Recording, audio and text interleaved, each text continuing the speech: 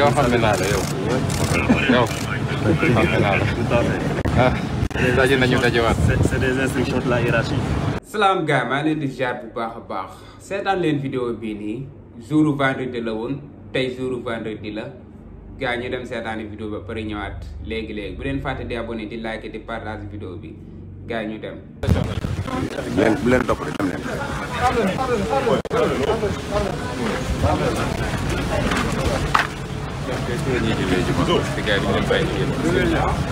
ngeen a jullee ko ñu dañuy julli ji ñëwaat.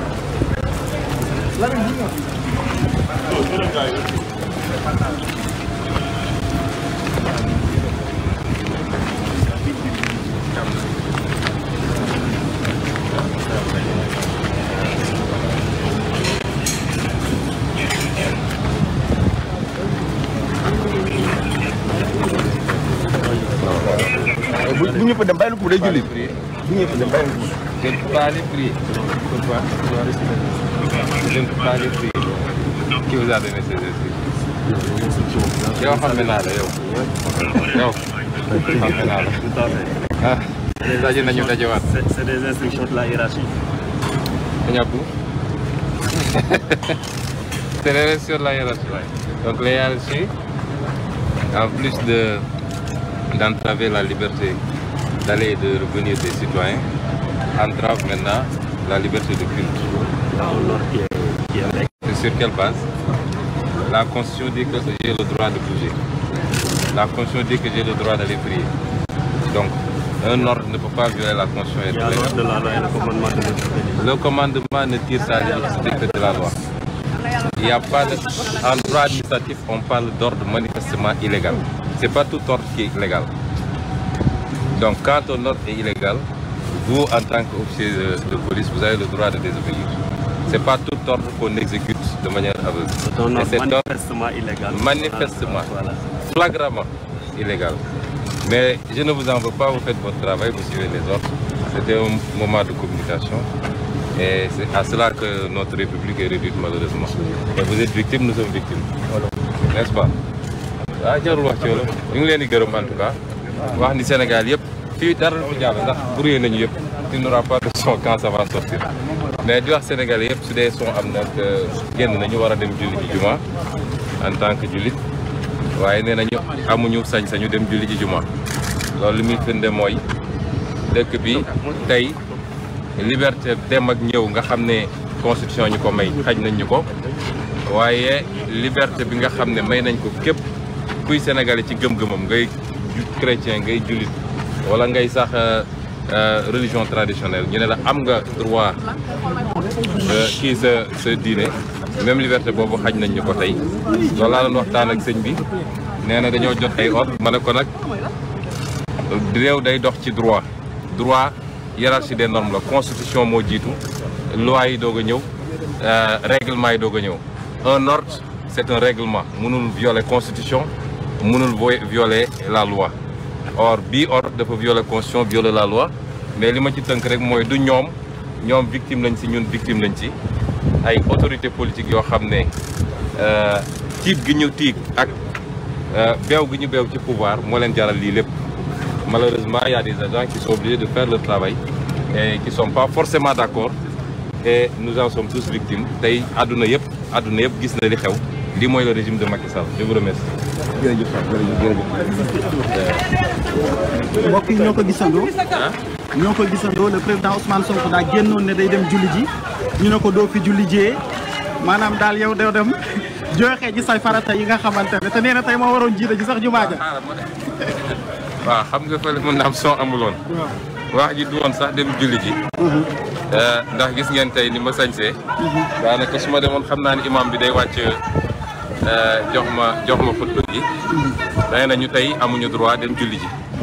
loolu nag du garaaw la cim réew.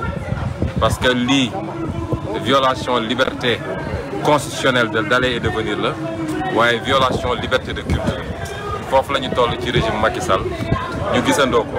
waaye nag dina xam ni askan wi la ko fekk dina xam ni am nañu sañ-sañ bu mat bosam wala bu garaw jërëjëf.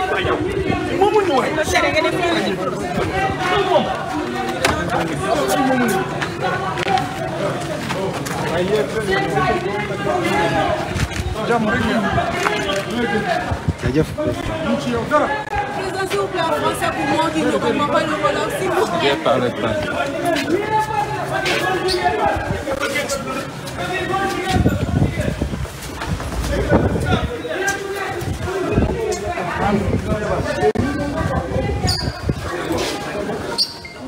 ginnaaw bi ngeen seetaanee vidéo bu pare maa ngi leen di ñaan ngeen di abonné di liker di partager vidéo bi.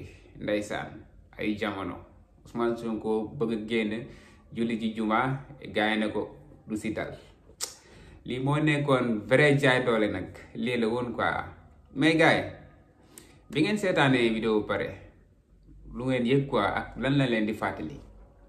man daa mel ni chaque vendredi damay imaginer quoi damay xalaataat li nga xam ne mooy li passé woon quoi. Ousmane Sonko jouru ajuma ndeysaan mu bëgg a génn ne day julli ji juma gars yi ne ko doo dem.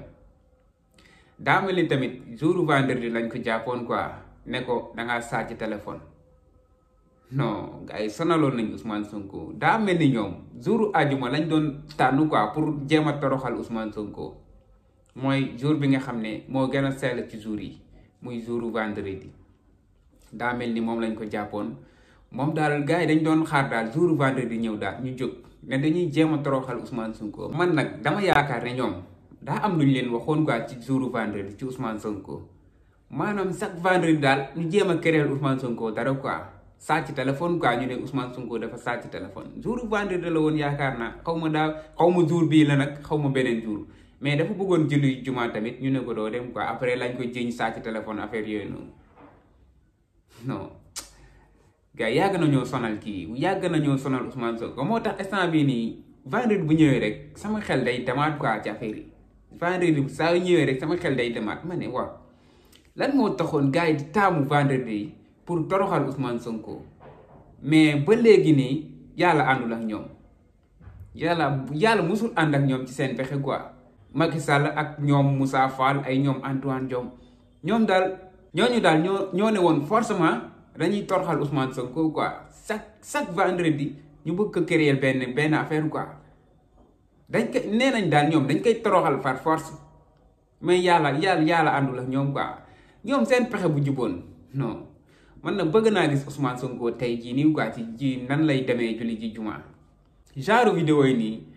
dama koy garder quoi souvenir la ci man quoi souvenir la ci man waaw chaque jour damay seetaan ay image Ousmane Sonko passé añ ko tribunal gars yi toj oto yi di toj ay vitrinam di ko génnee ci otom par la force di ko jaarloo ci tunnel yi non loolu sama xel bu si demee damay mer quoi benn instant damay kontaan damay xam ni kii nii yàlla dafa ànd ak moom quoi.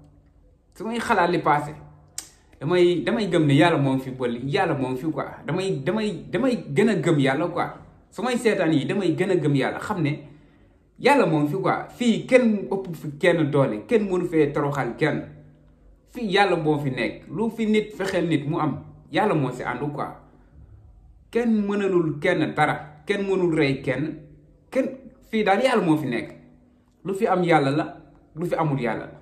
yàlla lu quoi gars yi dañuy sabalu nii rek waaw mais lu nit di jéem a fexe nit ak lu nit di jéem a waajal nit bu fekkee yàlla àndu si du am man loolu daf may gën a gëmloo yàlla may gën a bàyyi ak sama bopp ak yàlla quoi ndax yàlla kese moo fi nekk.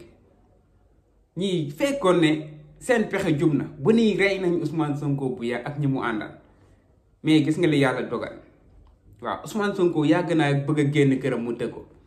gars yi dem nañ sax ba loolu soof leen sax Ousmane Sonko bëggee génn ñu ñëw taxaw si buntu bi ne ko doo génn dem nañ ba loolu soof leen quoi ñu jëli seeni bagage yëpp nag ñëw installé ci buntu kër Ousmane Sonko ne ko yow léegi nii dootoo génn quoi dootoo dem fenn seen njaboot dootuñ dem fenn xoolal loolu rek ba tey jii nii gis nga bu neexoon Ousmane Sonko loolu yëpp mu fay bu neexoon Ousmane Sonko moom tamit mu def ko quoi toppandoo leen. ku ci nekk mu wàccee ay gendarme buntu këram ne ko doo génn fekk 1 mois wala 2 mois doo génn par la force bu ko neexoon mu fayu quoi bu neexoon Ousmane Sonko mu fayu mais du ko def xam na ne loolu du yoon xam na ne ñoom liñ doon def jaaduwul moo tax Ousmane Sonko bi mu génnee prison nee na leen yéen ñëpp li ngeen ma defoon yëpp baal naa leen quoi li ngeen ma defoon moom ci jëmu bopp moom baale na quoi mais xaalisu askan bi ñu luubal ak toroxal bi ñu doon toroxal Sénégal yi loolu moom mënu ko baale moom loolu moom état dana ci jël ay responsabilité mais liñ ko def jëmu boppam moom nee na baale na même président Diomaye nee na moom liñ ko def ci jëmu boppam nee na baale na quoi su may xoolaat vidéo yi wala may dégluwaat discours Ousmane Sonko yi daf may fàttali quoi yenn saa yi damay mer yenn saa yi damay kontaan noonu la demee gars yi bëggee naa leen bu baax a baax abonné leen di like di partager vidéo bi jaajëf sama gars yi ba ci beneen vidéo bëggee